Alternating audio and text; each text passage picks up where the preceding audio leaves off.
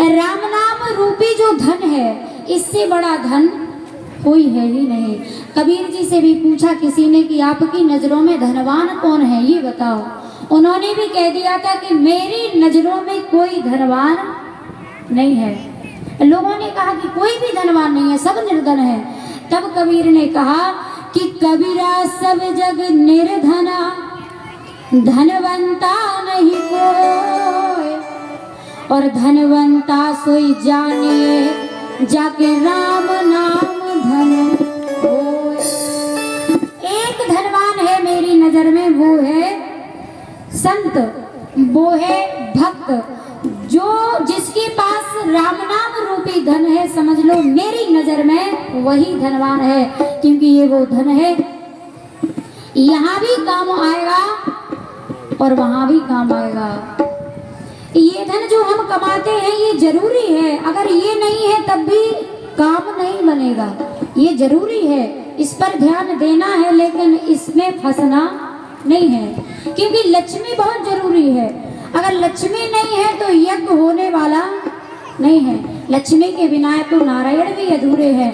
इसलिए पैसा खूब कमाओ, लेकिन कमा करके, जैसे ये पैसा हम बैंक में जमा करते हैं किस लिए, कि हमारे जीवन में कभी अगर एकत्रित पैसे की जरूरत पड़ी तो हम बैंक में जाएंगे और तुरंत निकाल करके आ जाएंगे।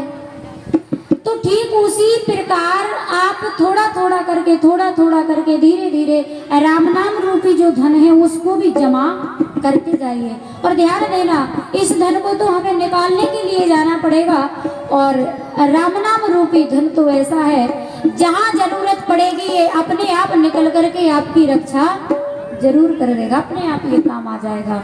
भगवान शंकर ने कहा कि व्यास जी हमारा तो यही धन है, इसी धन की चोरी हुई है।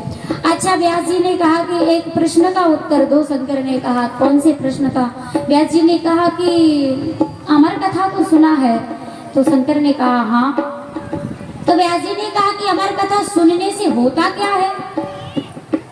तो शंकर जी ने कहा सीधा सा अर्थ है कि जो अमर कथा सुन लेता है वो अमर हो जाता है। वेदव्यास ने कहा मान लो अगर हमने आपके चोर को निकाल दिया तो इसका करोगे क्या? शंकर ने कहा कि मेरे यहाँ चोरी की है, मैं इसको मार दूंगा। व्यास जी ने कहा कि आपका नाम भोले है, मानते हैं, लेकिन इतने ज्यादा भोले क्यों हो? शंकर ने कहा क्यों? व्यास जी ने कहा कि ये दोनों बातें आपकी संभव हो ही नहीं सकती। एक तरफ आप कह रहे हो कि अमर कथा जो सुन लेता है वो अमर हो जाता है, और दूसरी तरफ कहते हो कि इसने अमर कथा को सुना है तो महादेव ये क्यों भूल रहे हो कि अब ये अमर हो चुका है, अब ये बाहर भी निकल आएगा, तो अब इसका आप कुछ बिगाड़ नहीं सकते, क्योंकि ये अमर कथा सुन चुका है। शंकर जी को अब समझ में आया कि हाँ बात तो ठीक ही है, क्या फायदा है इसका पीछा करने से, अमर कथा तो ये सुन ही चुका है। आज जब भगवान शंकर लौट करके कैलाश पर्वत पर पुनः आ जाते हैं, तो कहने का मतलब, और यही जो तोते का बच्चा है यही आगे चल करके सुखदेव भगवान के नाम से हम इनको जानते हैं। बोल गोविंद भगवान की। ये कथा हमने आपको क्यों सुनाई? बस इसीलिए कि कथा को कभी कथा पांडाल के पीछे बैठ करके सुनना नहीं है।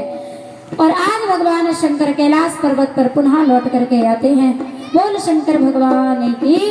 एक बार भगवान शंकर को बुलाते हैं, उसके बाद में आगे की तरफ कथा में प्रवेश करते हैं।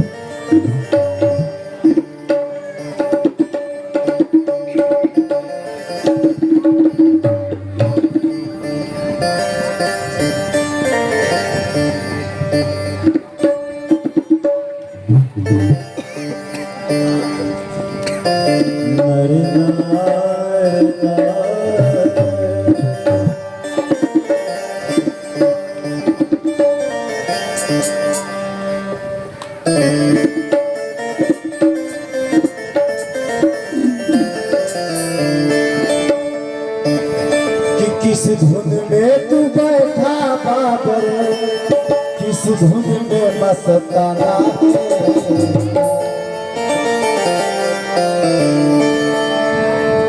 वो किस धुन में तू बैठा बाबर, किस धुन में मस्ताना वो सोने वाले जाग जा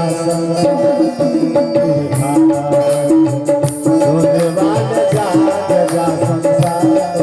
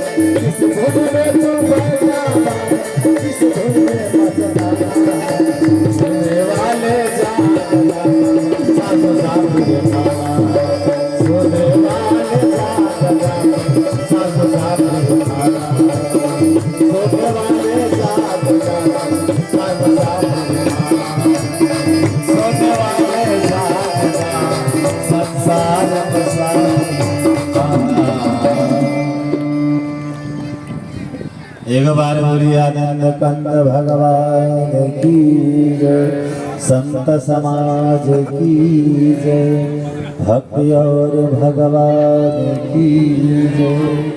आज मैया लोग कहाँ गई सर? आज कमाई दिखात लाभ है। हाँ?